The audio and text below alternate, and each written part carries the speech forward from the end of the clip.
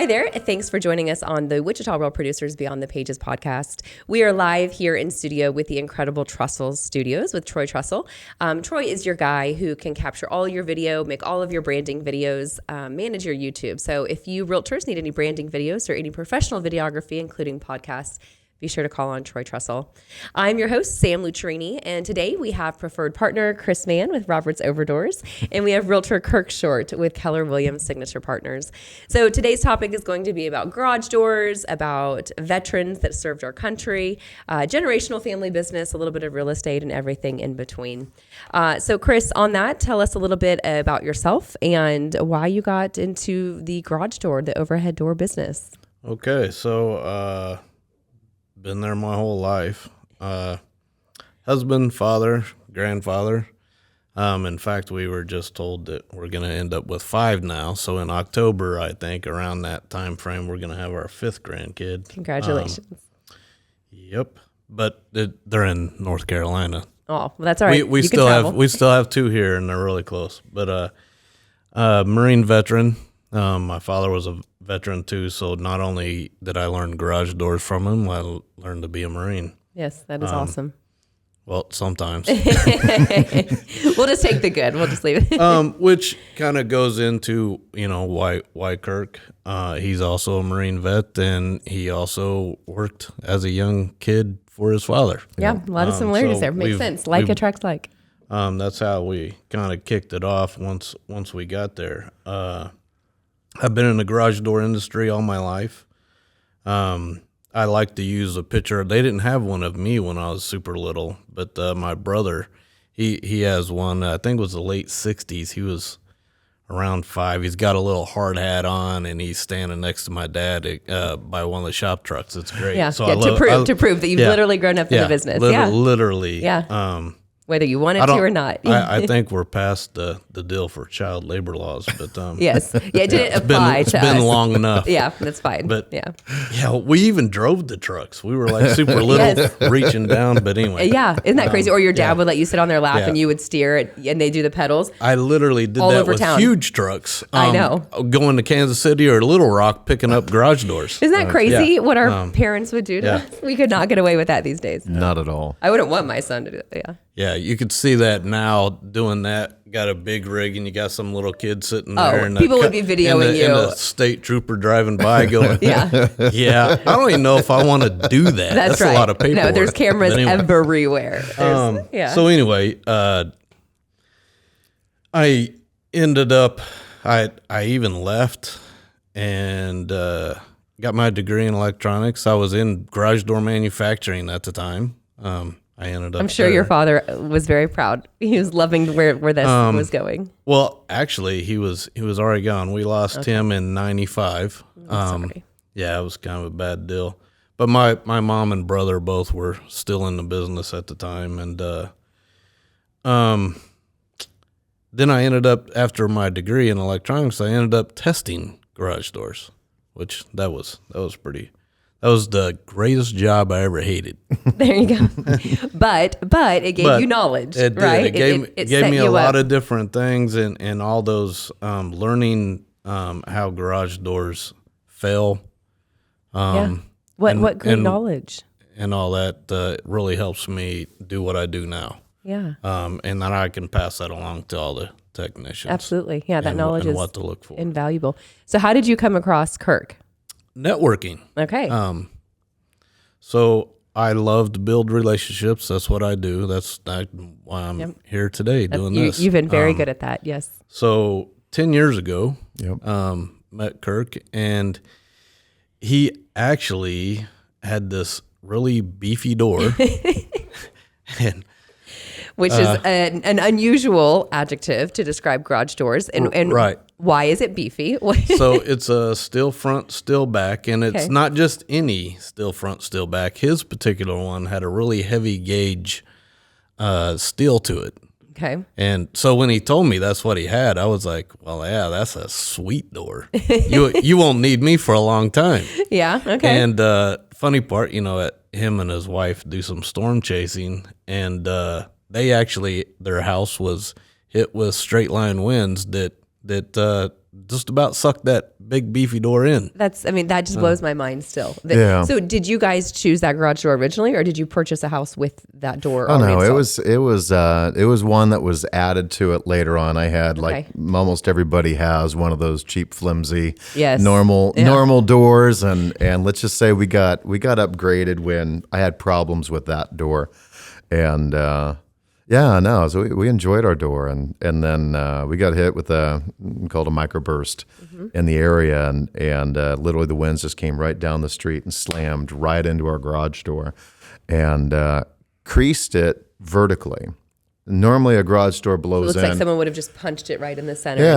Yeah. Normally if garage doors fail, they fail horizontally. They get blown in that way, blown in off the tracks. Yeah. This one had a crease right down the center of it on every panel, shoved in, and the only reason it didn't push all the way in at the time was because of the vehicles that were inside the garage. So the vehicles stopped the door from doing that. Wow. And it was pretty crazy, but luckily I have wonderful garage door connections. Yes, you are. You're very fortunate. Actually shows, and hopefully really good insurance. That actually shows to the strength of that burst, because that's kind of how they fell on the coast. Yeah. Okay. Like, because you've done a couple of things. I tested thousands of. We actually set doors up when I was in test for wind load testing. For hurricane winds and that. Yep. Yeah. So even the best door that you can get is a great protection, and most likely, you're going to be home when a tornado's there and in the basement. But I'm sure you've got some crazy garage door failure stories of these really flimsy. Yeah. Well, when you work in a test environment, we took them to over 150 PSF inside a second and blew a door across the. Yeah, like it was nothing, like a toothpick. Yeah, it was great. That's incredible. Yeah, we just made sure everyone was out of the way, and that's right. They said let her rip, and I said, "Oh, you guys it was making so fun. My day." So that's how you got your adrenaline fix now. Right? Yeah. Go to the test center and blow a door out. That's great. It's great. I love that. Now it's just as important to know which garage doors to not get as it is to know which to get. Correct. Yeah, yes. I love that. Yeah. Well, that's good. Now I will. I want to use the terminology beefy door at some point later in my week. People probably beefy's good. Yeah, it is. People will probably think I'm crazy. So Kirk, tell us your story. That's something that wasn't top of mind for me. I knew that you were family, the generational business and real estate with your father, who's well known in this industry. But I also didn't know that you were a Marine veteran. So tell us a little bit about yourself. So I'm Kirk Short. I've been doing this business since 98. Okay. Been around the business all my life. Followed up under it with my father. I'd gotten out of high school. Expected myself to sit there and be a Marine. Mm-hmm. I got medically discharged a little bit after and had to go figure out, now what am I going to sit there and do? Yeah. And I thought, new cars. No, that wasn't my thing.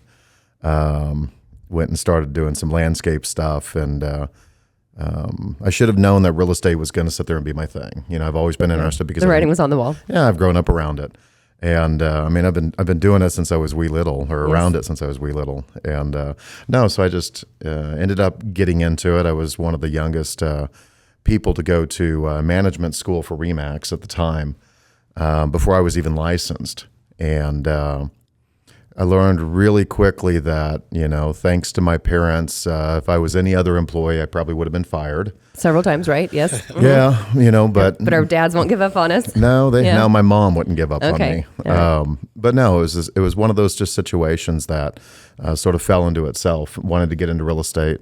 And, that's what I did. Always in this position of, wanting to prove to myself and prove to others that, I can do it on my own, though. That's always a hard thing, right? When you grow up in the business, everybody expects that, you have what you have because of your parents and not because of you. Right. Yeah. You want to disprove the nepotism. You want to actually stand on your own 2 feet. Yeah. And that took a long time, even with my own company, because, I was recruiting people into my organization, when I was, honestly should still be in college probably.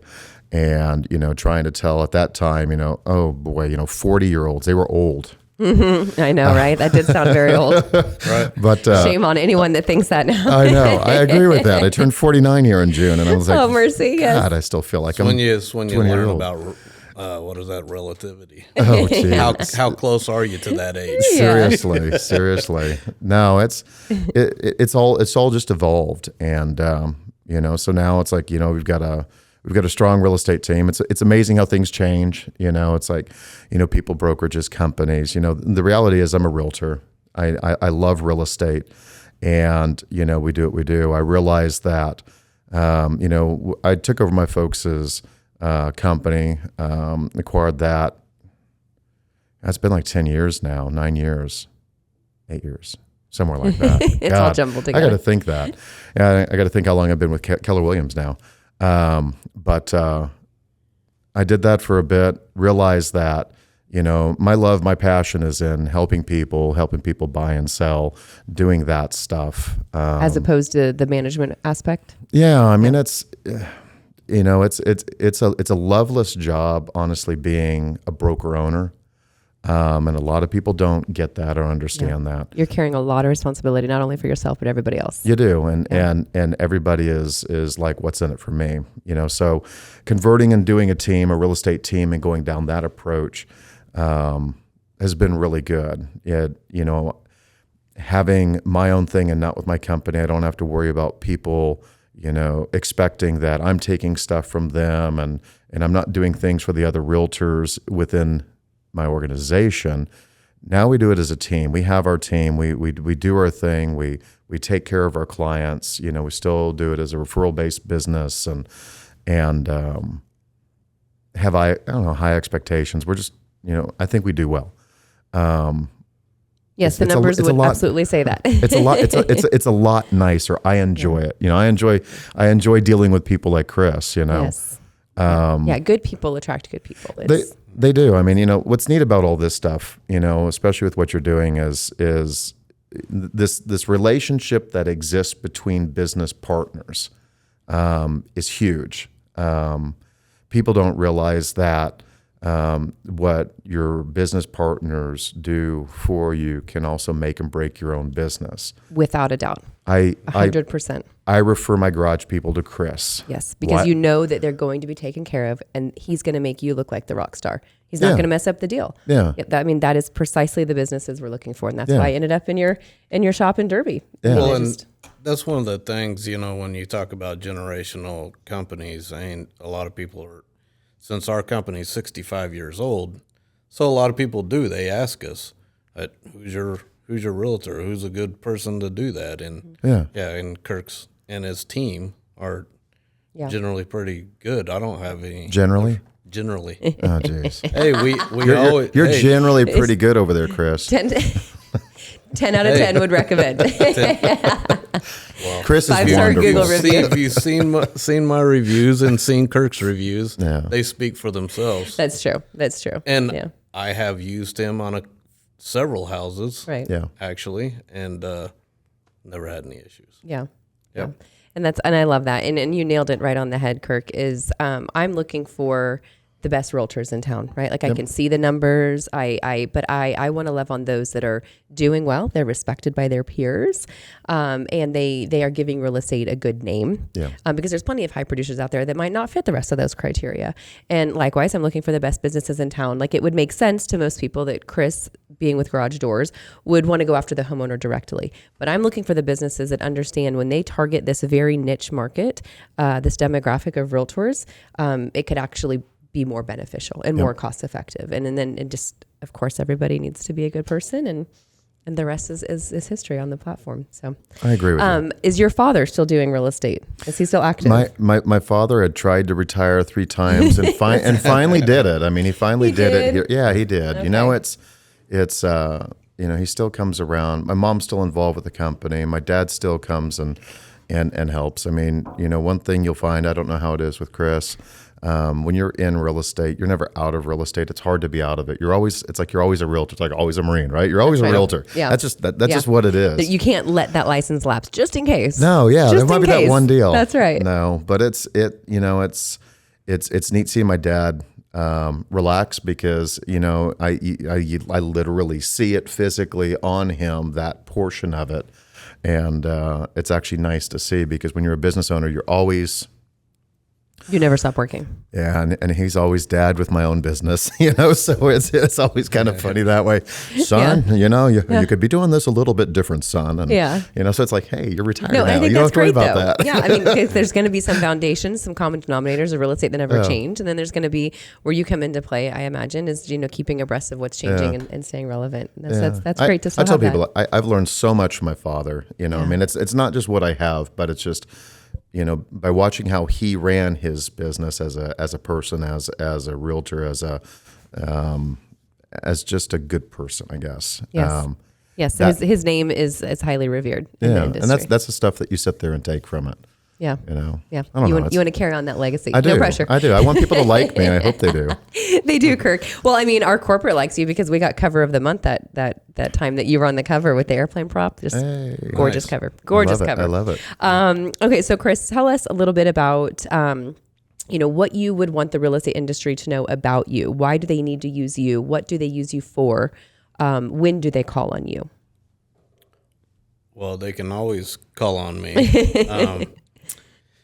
But kind of like our little tagline, the deal is we actually care about what they care about. Yeah. And I actually, that's one of the things I tell any business owner: if you want to do well, care about what they care about. That's right. Help enough people get what they want and what you need. One of the things I always tell my guys is make sure that, and everything's different, but be the person that you would want your mom to have at their house. Yeah. Yeah. That's a very simple, excellent way to. If you've ever sent someone to your mom's house, you want to have that comfort, that kind of comfort. Yep. So if we treat our customers that way, then you're winning. Yeah. So you'll take care of if they need like a garage door inspection, if they need a garage door repair, a replacement, any of the parts, any of the service, all of that, right? Yeah, we do service, maintenance, and then, for replacements, we do estimates and things like that. Yeah. And, of course, we also do commercial. So so even all the commercial real estate agents, we take care of you too. That's right. Yes, and they will be listening. They are slowly but surely and organically coming into this platform, which is a little different. So on the residential side, you're always wanting the curb appeal, where on the commercial side, you want to make security, sure safety, security, safety, security, but flow. Yeah, because you want that. Yeah, income to income, and then and to outgo, and that's right. It could disrupt their business if their garage doors aren't, if they can't get their stuff in and out that day. Right. Yep. Yeah, that would be. That's a phone call you're not gonna. Right. Whether it's an auto shop, and you don't want your customer's car to be stuck in there. That's right. That's right. So, what does a typical day look like for you, Chris? I don't have a typical day. Well, I know you're very busy. You are very involved in the community. You're very involved in networking, and then I know you're still running the business, which is located in Derby. Right. But you service everywhere. Yep. So what? I guess then, what is your favorite aspect of owning this company and this role that you're in? Building relationships. Yeah. That's what I do. Yeah. And you've been great at it. You have been such an incredible participant in the Real Producers platform, and just what we see on Facebook, and social media, and just seeing you out there and seeing how well respected you are. It's been great. It's been really fun. Thank you. What is the craziest garage door story you have? I mean, short of a beefy door being taken out, we've already covered that one, but I want to know another one. I seen that and I was like, wow, there's a whole lot of stuff out there. I bet. So to not throw any customers under the bus, because I've seen some pretty crazy garages. Okay.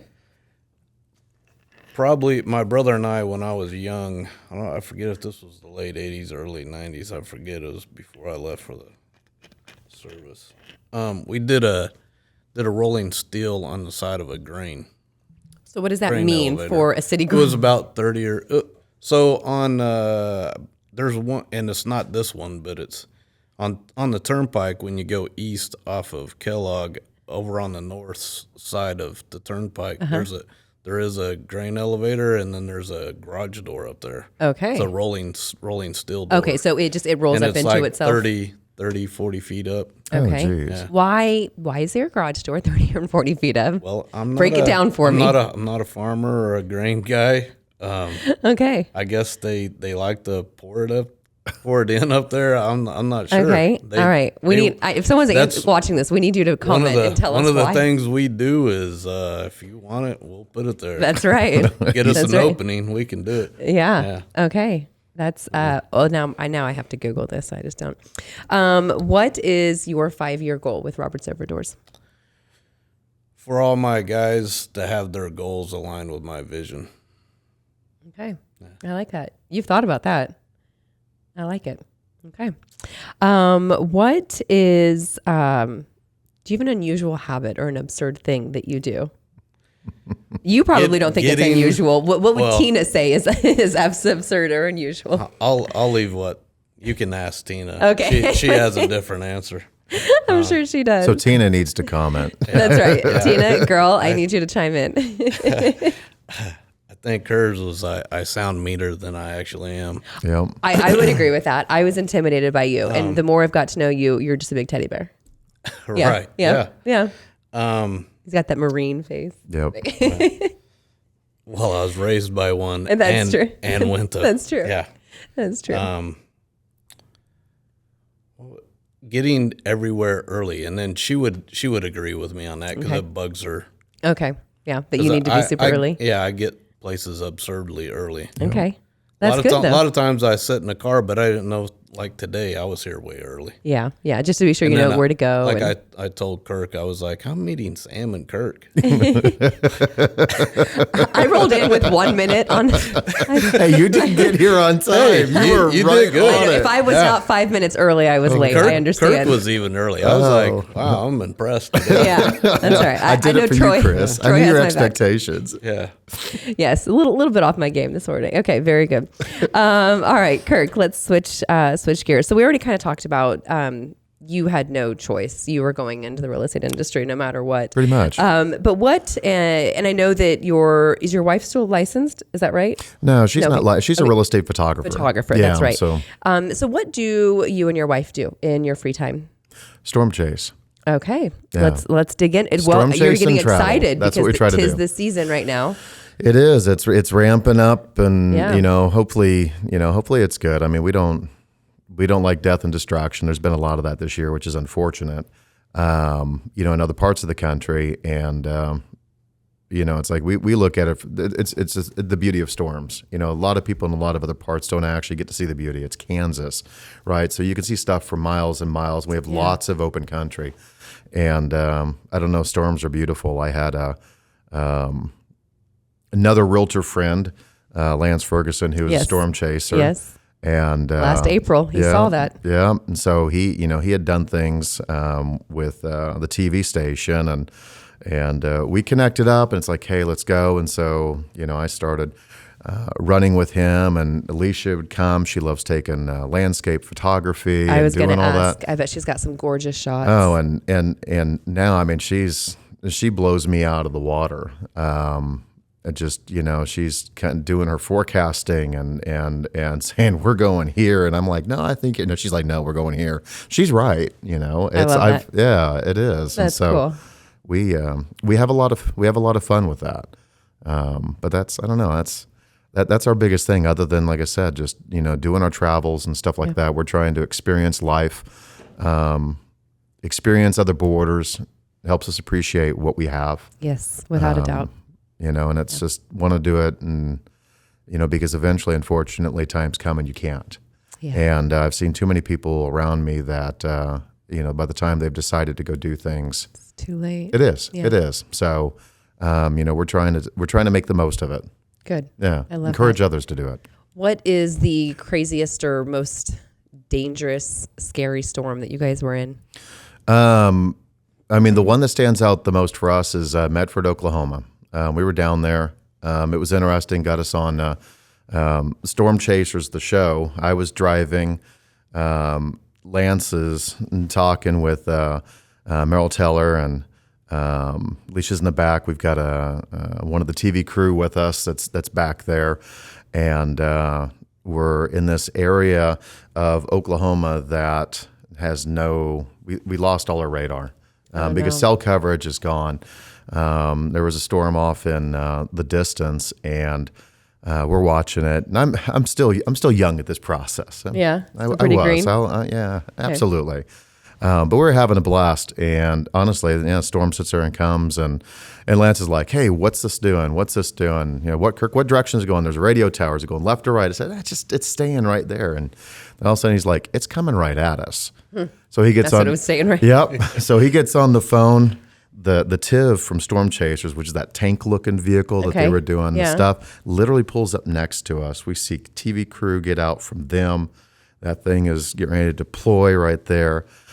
Like, maybe we should sit there and move. And the problem is the road goes southwest. The storms come from the southwest to the northeast. Okay.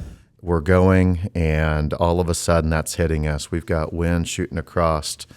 We're talking, and there's some limbs flying across the vehicle, and Lance is on the phone, and I'm slowing down, and Lance is like, "Hey, Merrill, one moment, please." He's live on the air. "One moment, please." "Kirk, drive, Kirk, drive." And I speed up, and well, Merrill, we got limbs flying across the truck and all that stuff, and I'm literally driving into the wind like this. My steering wheel's turned, and we're going straight. And we got out of it. The tornado passed the road.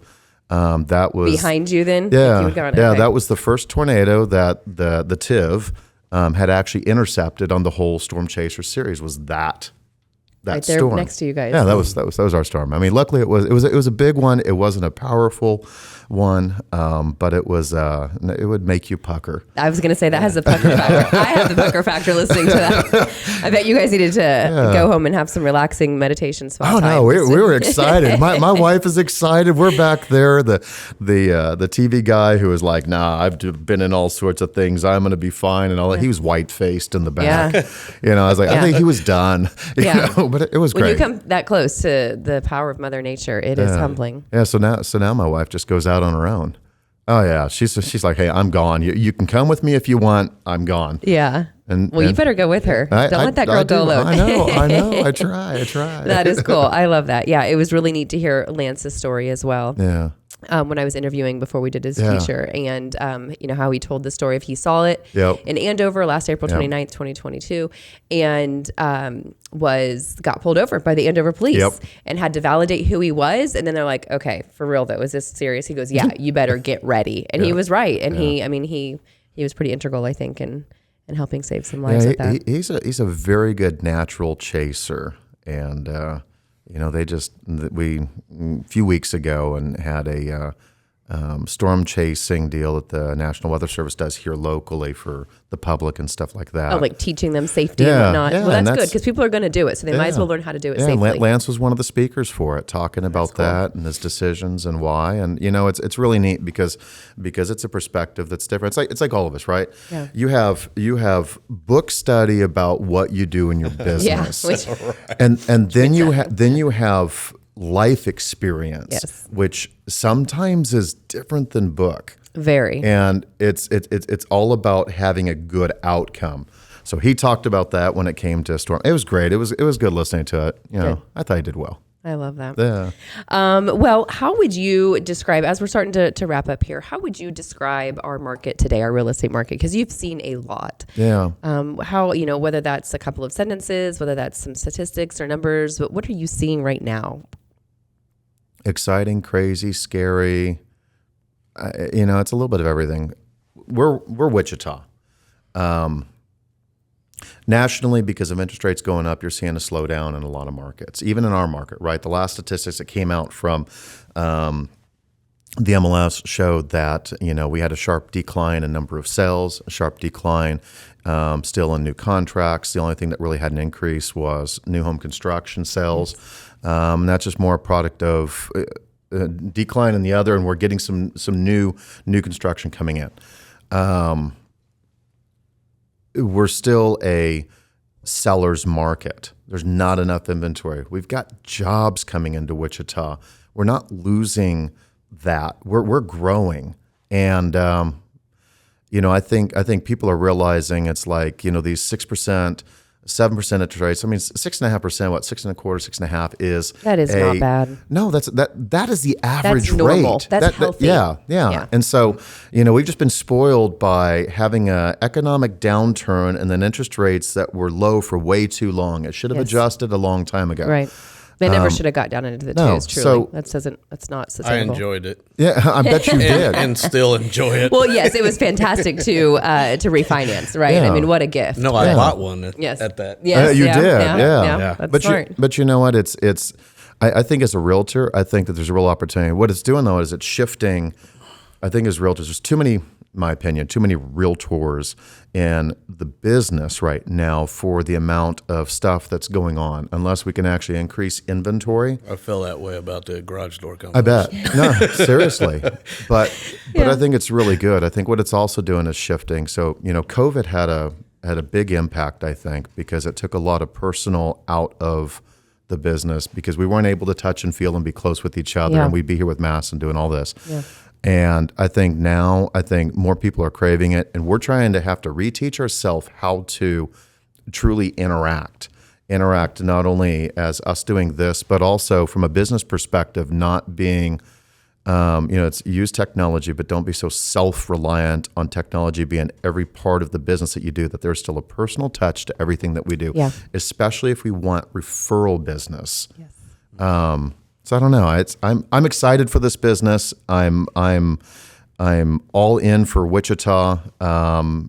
These people that are not buying right now because they think it's going to get cheaper and we're going to have this. It's only going to get more craft. expensive. This happened across the country. It's not. Yes. Yeah. It's and you've been in this long enough. There's two things I want to reiterate that I couldn't agree with you more. And one is that after every winter comes a spring. Yeah. Like there has been so many times where there's been a seller's market and it eventually normalizes and it eventually becomes a buyer's market. Eventually normalizes, and it's just a cycle. And second, more. Only the people with strong relationships are going to survive this. And the people that were relying on, the low hanging fruit and the 2% interest rates and just not having to work for anything, they're not going to survive. And that's okay. We don't want those people anyways. We want the people that realize that this is a relationship heavy business, regardless of whether you're a business looking to, to build relationships with realtors, or you're a realtor looking to build your relationships with your sphere of influence. Hence the top 300. That's right. That's right. Yeah, we're gonna love on you guys. We're gonna reward you because you're consistently doing what you need to do, and you're a consummate professional. So thank you. I love that. Well, gentlemen, I think that's all the time that we have today. It really was a lot. I know. No, thank you for teaching us about beefy doors. There you go. And thank both of you. I thank you, Chris, and I thank you, Kirk, for your service to our country. I think that's the ultimate selflessness, and I sincerely appreciate that. Well, I want to thank you for bringing a cool platform for realtors and vendors sitting there doing this and actually helping us to be far more connected than we've been. Yeah, thank you. It's good. It is my pleasure. Yeah. And just like you said, Chris, when I am helping enough people get what they need and they want, what I need comes so naturally. Right. And it is so fun. It fills my cup. It's been a godsend. So thank you, guys. Cool. Thank you. All right, guys, that's it for our Wichita Real Producers Beyond the Pages podcast. Be sure to subscribe here, and you can listen to us on Apple and Spotify. Next time you need a garage door, you need to call Chris Mann with Robert's Overdoors. And do not forget Kirk Short here as our realtor with Keller Williams. Thanks, guys. Have a good day.